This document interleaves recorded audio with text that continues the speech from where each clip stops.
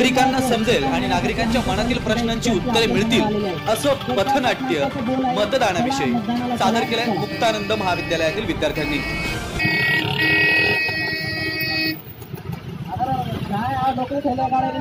काय बी सुधरत नाही। अरे दरवर्षीच आहे, त्याला मत द्या त्याला मत द्या। हे घ्या तुम्ही बी घ्या, आमच्या नेत्याला मत द्या बरं का आणि त्यांना निवडून आणा। मागच्या वेळेस तुझ्या नेत्याला मतदान केलं, काय बी कामाचं नाही तरी तो। अरे मगाच्या टायमाला मत नाही केलं तरी काय फरक पडला? यावेळेस करा, दादांनी विकासाच्या फार मोठे योजना राबवून ठेवलेल्या आहे आणि असे मोठे मोठे पुस्तकच बनवले आहे। तुम्ही फक्त यावेळेस मतदान करा आणि हवं तर थोडेफार पैसे घ्या।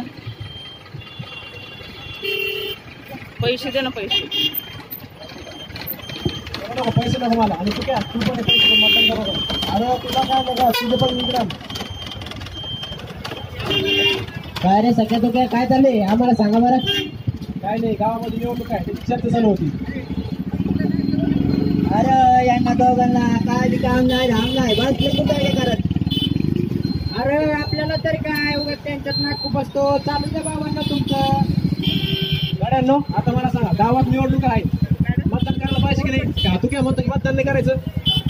बरोबर आहे तू काय, मागच्या वेळेस मतदान केलं ते गोठ्या भाऊ निवडून आलाय, 5 वर्ष मंत्री बी झाले पण गावाकडे आला नाही बघा। अरे आपलं तो आपल्यालाच निवडावं लागतं, कोण येत नाही माहिती तिला। अरे जाऊ द्या बाबांनो, उगाच आपला वेळ आहे घालायचा, चला कामाला जाऊया। आवाज चिंग्याचे बाबा तिकडे गुडे ढोरा तारा पाना वाचून उपास आहे आणि राहण्यात बिटायचं आहे। इकडे काय कुठे करत बसलायचं? अगं काम रोजचीच आहे, तो असं काय म्हणतो मतदानाला जायचं। त्या कारण भाऊजीने काय जायचं काम नाही, त्यांना म्हणावं तुम्हीच जावं मतदान लावायला आणि वाटलं तर आमचं बी वाटत मतदान करावं, तुम्ही त्याला घरलं नाही मतदान तर करायलाच पाहिजे की। काय मंडळी, काय चर्चा झाली तुमची? काय विषय आहे का? राम राम राम राम राम राम। अरे गुरुजी आणि डॉक्टर साहेब आलेत, आपण त्यांनाच विचारू मतदानाचं सगळं, ते सर्व समजा सांगतात आपल्याच नाही। गुरुजी आता तुम्ही सांगा, याच्या समोर माझं डोकं बंद पडतंय, मतदान करायचं नाही म्हणते। अरे गावकऱ्यांनो, सहकार्य म्हणतो हे बरोबर आहे, प्रत्येक निवडणुकीमध्ये आपण सर्वांनी मतदान केलंच पाहिजे, तो आपला हक्क आहे। अरे या हक्काचा काहीच फायदा नाही, मत दिलं काय आणि नाही दिलं काय काहीच होत नाही।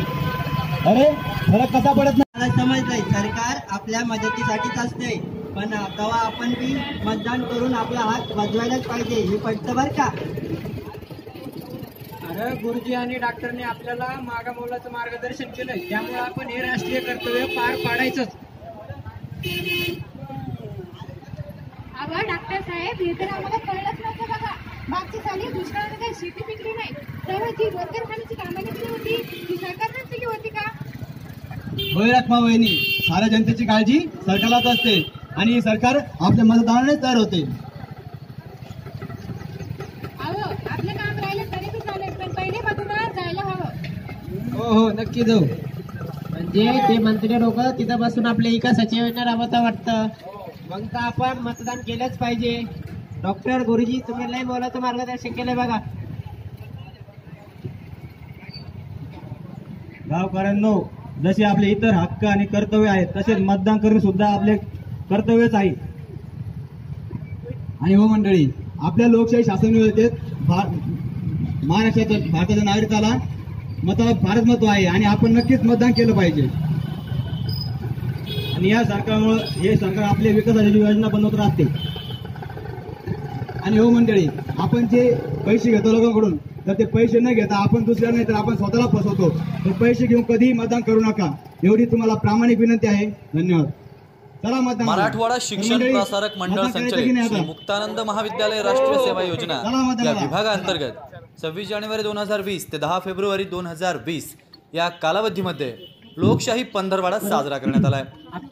लोकशाही सुदृढ व्हावी तसेच विद्यार्थी व समाजामध्ये मतदान जागृती व्हावी या उद्देशाने महाविद्यालयाचे प्राचार्य डॉक्टर मधुसूदन सरनाईक, उपप्राचार्य वैशाली बागुल यांच्या मार्गदर्शनाखाली लोकशाही पंधरवड्यानिमित्त राष्ट्रीय सेवा योजनेच्या वतीनं विविध स्पर्धांचं आयोजन करण्यात आलंय।